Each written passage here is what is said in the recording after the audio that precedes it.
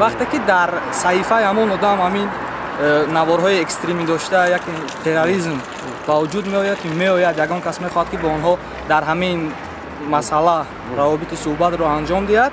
ما مثلا خودم همین خیلی چیزها رو اهمیت نمیدیم، برای که این یک چیزی است که معینه همین انسان کامل رو پوچ میگرداند و انسان از روش زندگی عقب میماند.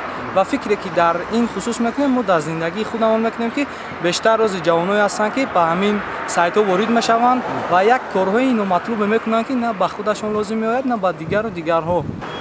من نوارها رو همچون دیده میذارم. یعنی که اهمیت نمیتید؟ اهمیت نمیتید. باری هم برای نیست کردن یا اودالیت کردن همون به یکونجا مراجعت نکرده؟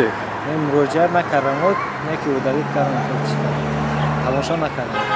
من راستی گفت اهمیت نمیتید. من اودالیت ما вообще میگذروندم زورا اکثرا میگذرونم اهمیت نمیتید، تماشا نمیتید. برای من دا جالب نیست راستی گفت. نمیخوام تماشا کنم.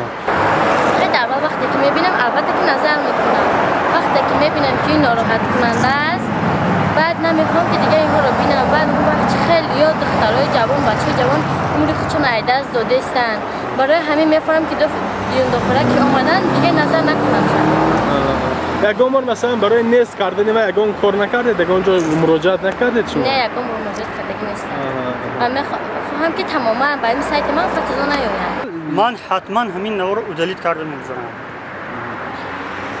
شورش صبح کردم اودالیت کردم میگذارم.